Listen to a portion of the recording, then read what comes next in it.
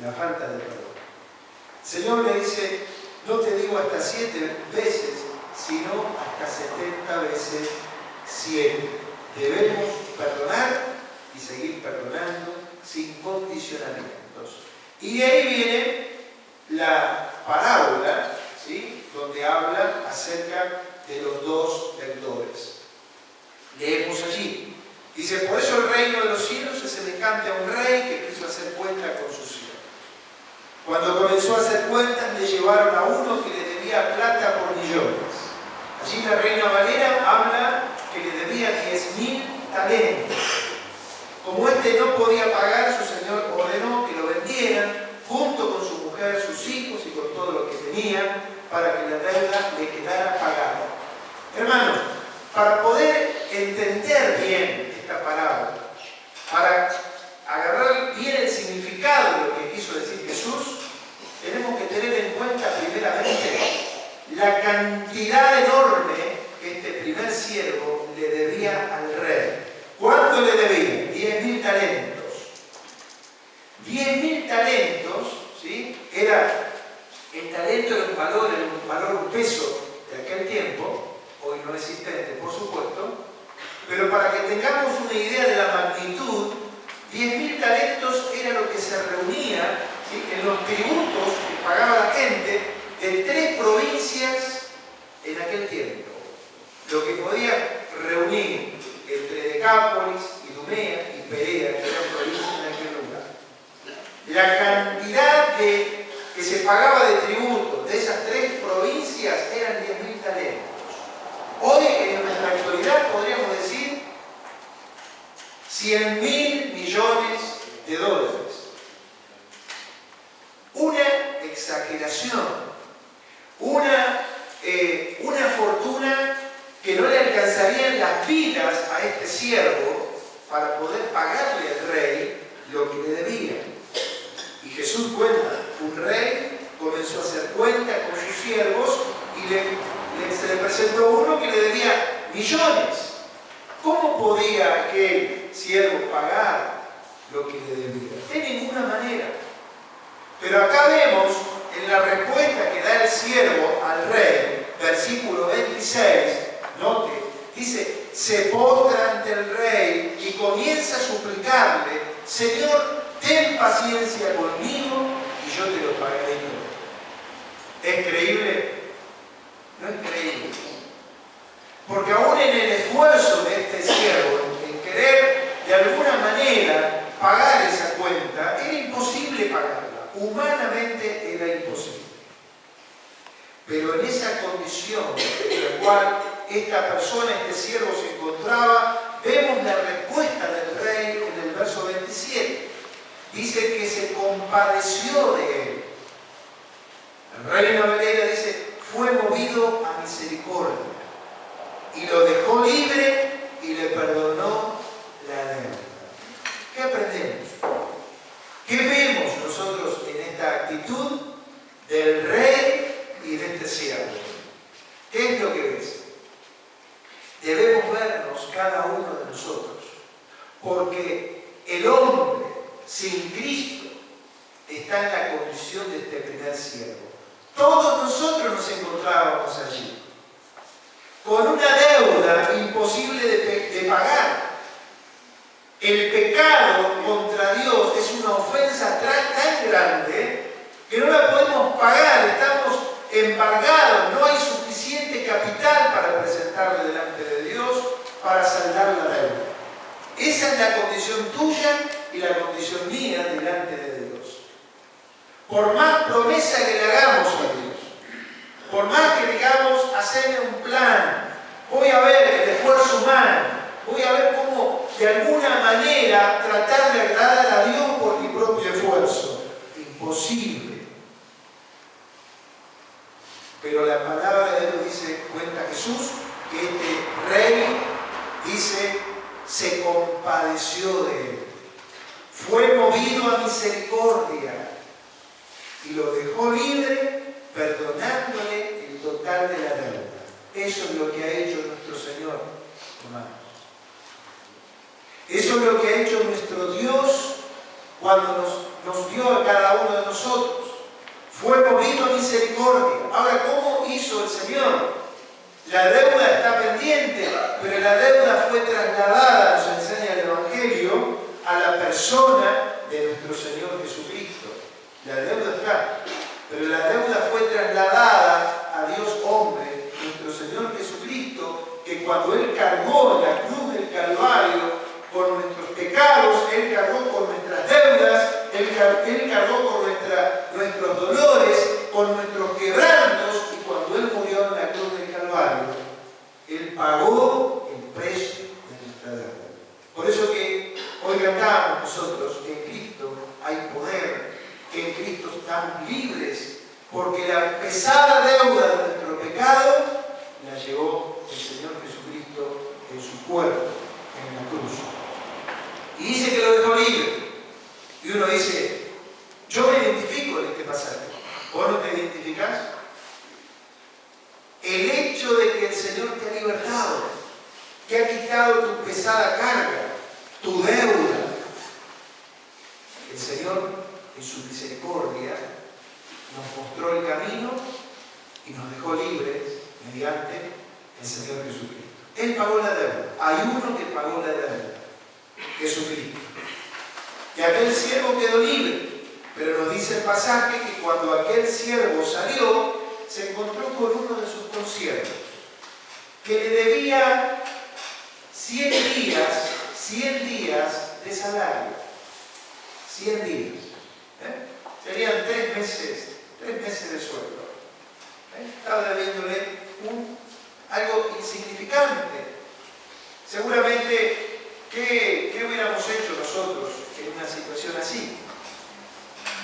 Uno puede decir, bueno, lo que corresponde acá es que de la manera en que él recibió el perdón, él haga lo mismo. Pero Jesús cuenta que este hombre, ahora el que había sido perdonado, se convierte en el acreedor y dice que lo agarra del cuello aquel que le debía 100 días de salario nada más y comenzó a ahogarlo y a apretarlo diciéndole, pagame lo que me debes. Y es interesante ver en el verso 29 que da la misma respuesta este segundo siervo que dio él. Dice en el verso 29, se puso de rodillas y le rogó, ten paciencia conmigo y yo te lo pagaré todo. Pero aquel no quiso, sino que lo mandó a la cárcel hasta que pagara la deuda. Qué mal, qué vergüenza, qué mala acción. Pero así procedió este segundo siervo. No estuvo dispuesto a perdonar. Hermanos, cuando nosotros, los cristianos, que sabemos lo que debemos que hacer y no estamos dispuestos a perdonar, ¿sí? Dios de alguna manera va a tratar con nosotros, porque como dice Jesús en este pasaje, si este segundo siervo lo trató de esta manera, después fue llevado delante del rey y el rey le pidió cuentas y dice que mandó a sus verdugos. Y esto tiene que ver también con la disciplina. La disciplina, porque si uno mismo no perdona, uno ahí es donde entra en esos espacios que tienen que ver con la amargura, que tienen que ver con ir compaginando uno mismo como cristiano, ¿sí? La religión, la fe, la memoria, la falta de perdón, y uno va compaginando todo esto y la realidad nos dice que tal vez que venimos al mismo sitio de reunión, pero quizás evitamos saludar a uno o a otros, quizás hasta evitamos, ¿sí? Ir uno por un lado, ir otro por el otro. ¿Por qué? Por la falta de perdón. Y esos verdugos que indica acá el propio Señor en la parábola es el indicativo de una persona que camina como cristiano, que trata de vivir la vida cristiana, ¿sí? Pero con la carga, con esa mochila de no extender el perdón y recorre quizás solo, ¿sí?, el calabozo de la amargura, del dolor, del resentimiento. Porque una persona que tiene falta de perdón es muy recurrente en los temas. Siempre saca a la luz el mismo tema. Los espacios de reunión, porque a mí me hicieron esto, porque a mí me hicieron el otro. Y seguramente ha sido real. Pero como no ha logrado sacar afuera delante de Dios y extender el perdón, como nos indica la palabra, eso se va sedimentando en la persona, esa falta de perdón, y se arraiga tanto que se vuelve una incoherencia de lo que debería ser un cristiano. Porque un cristiano que no perdona es una total incoherencia de lo que debe ser un hijo de Dios en el reino de Dios. Porque la bandera de cada uno de nosotros debe ser la bandera del perdón. Se espera de nosotros que perdonemos las ofensas de todo nuestro corazón, hermanos. Entonces, este pasaje dice en el verso 31, cuando sus consiervos vieron lo que pasaba, se pusieron muy tristes y se fueron a contarle al rey todo lo que había pasado. Entonces el rey le ordenó presentarse ante él y le dijo: siervo malvado, yo te perdoné toda aquella gran deuda porque me rogaste. ¿No debías tú tener misericordia de tu consiervo como yo la tuve de ti? Y muy enojado, el rey lo entregó a los verdugos hasta que pagara todo lo que le debía. Así también mi Padre Celestial hará con ustedes si no perdonan de todo corazón a sus hermanos. Por un lado vemos la misericordia de Dios, perdonando al pecador. Pero por otro lado vemos quizás la foto nuestra muchas veces, que no somos tan rápidos para perdonar. Como hemos dicho, por supuesto que no es fácil, que no es sencillo, pero el perdón debe ser un acto de nuestra propia voluntad. No esperes a sentir perdonar al que te ha ofendido, porque el sentimiento que te va a decir, siempre está ese tema, ¿no? Por eso que el acto de perdonar es un acto de la voluntad. Cuando uno extiende el perdón delante de Dios, ¿sí?, deja libre a la otra persona, el Señor comienza a sanar en un proceso, a través del tiempo, la propia vida de uno. Cuando hay falta de perdón, esto es una realidad. Podemos pensar, diríamos, en una familia, cuando hay falta de perdón, lo que puede ocurrir a través del tiempo. Una familia que no perdona, una familia que se divide, que se distancia. Cuando los hermanos en una iglesia no se perdonan, llegan hasta el límite, hasta que se dividen, se distancian, se separan. Eso lo podemos aplicar en todos los órdenes de la vida. Por eso que el tema del perdón en la comunidad cristiana, en nosotros, es un tema urgente, un tema importante de examinarnos cada uno delante de Dios. ¿Cómo andamos en este tema? Porque si hay falta de perdón, esto socava los cimientos de la fraternidad como cristianos. Va carcomiendo los cimientos, nos hace poner mal, nos amarga, nos pone triste, perdemos brillo, perdemos fuerza, perdemos gozo. Por eso que en esta mañana algunos consejos de la palabra de Dios para sanear nuestra vida ante este tema del perdón. En primer lugar, ante este pasaje que hemos considerado, tenemos que enfrentar el problema. Eso es lo que nos indica toda la palabra. Dice, ¿tenés queja contra otro? De la manera que Cristo te perdonó, hacelo también. Para esto hay que enfrentar el problema. Tenemos que preguntarnos, ¿cuál es mi parte? ¿Cuál es mi responsabilidad? ¿He sido ofendido? ¿He ofendido a otro? Cada historia es muy particular. Cada uno debe pensar en cuanto a esto. No debemos ocultarlo, no debemos ponernos una máscara. No necesitamos ir por un lado y otro por el otro. Tenemos que enfrentar el problema. Este tema del perdón caló muy hondo en la vida de David. Cuando David pasó un año entre los hermanos, ¿sí? Podemos decirlo, entre la iglesia, y había caído en pecado y en pecados muy graves. Sin embargo, él estuvo cargando con todo ese tema por la falta de perdón y de confesión del pecado a Dios, ¿sí? Por lo que él había hecho, hasta que alguien tuvo que confrontarlo por su situación y por su pecado.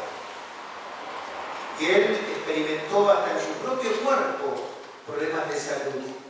Y hermanos, esto está comprobado, ¿sí? Que la falta de perdón, aún en un cristiano, cuando uno no perdona de todo corazón a hermanos, personas en general, por supuesto, si no perdonamos, eso se va metiendo tan adentro que después se producen las enfermedades también. Alguna enfermedad que otra, seguro. Las úlceras, tantos problemas, se va somatizando a través del tiempo. Por eso fíjense, será importante enfrentar el asunto. En segundo lugar, no solamente debemos enfrentar el tema del perdón, sino que debemos perdonar. Debemos decidir en esta mañana liberar al ofensor, dejarlo ir, dejarlo ir. Y en tercer lugar, olvidar. Pero no nos confundamos.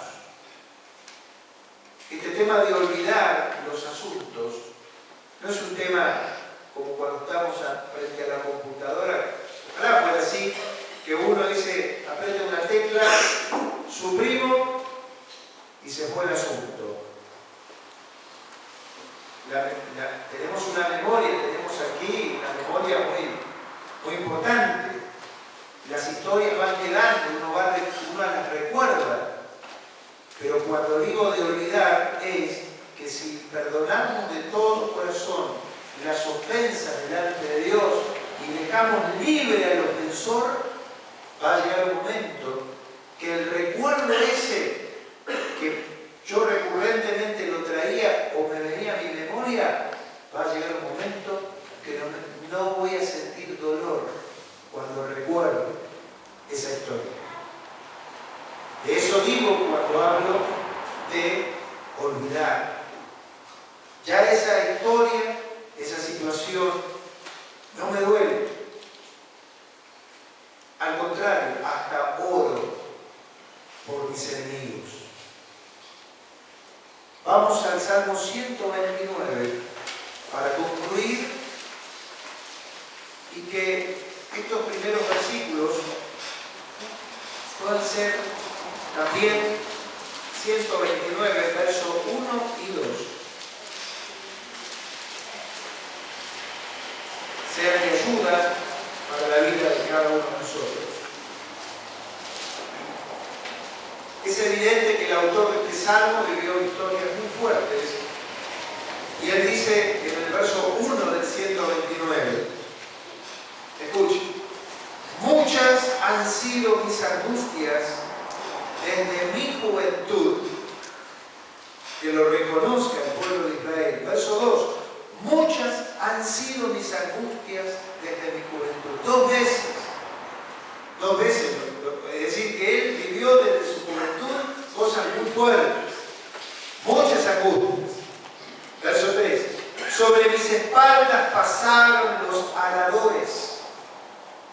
y me dejaron profundas huellas. Pero el Señor, que es justo, me libró de las ataduras de los malvados. Él no niega situaciones que ha vivido desde su juventud. Sí, fueron muchas, pero evidente, y que dejaron huellas, que dejaron marcas.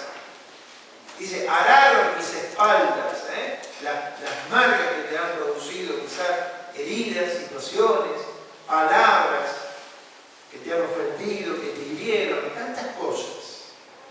Pero el Señor, hermanos, el Señor quiere sanarnos a cada uno de nosotros. ¿Y esto cómo es posible? Cuando abrimos nuestra vida, nuestro corazón a Cristo. Cuando consideramos el amor de Dios, el perdón de Dios sobre nuestra vida. Y nos encolumnamos, ¿sí?, en ese camino que Él nos propone, que es el camino de extender el perdón de los demás. Con sinceridad y de corazón, como nos enseña la palabra de Dios. ¿Habrá alguien en esta mañana que entre nosotros cae en la cuenta por la palabra que ha ofendido a alguien? ¿Le has pedido perdón? Decidido hoy mismo, o por lo menos en esta semana, pedirle perdón a quien hayas ofendido. Quizás no está cerca, quizás es necesario mandar un correo electrónico. O quizás, en algunos de los casos, la persona ya no vive, falleció. Y todavía estamos quizás con alguna herida. Hay que exponerla delante de Dios y dejar libre a esa persona, esa situación, para que no sea una carga, una herida, una amargura en nuestra propia vida. Decidamos delante de Dios, ¿sí?, perdonar, y perdonar de todo corazón. El hecho de no perdonar es tan serio que es como apartarse de Dios, como apartarse de Dios. Por eso, mi hermano, mi hermana, en esta mañana podemos inclinar nuestra cabeza, orar a Dios cada uno de nosotros. Tomar un minuto delante del Señor para que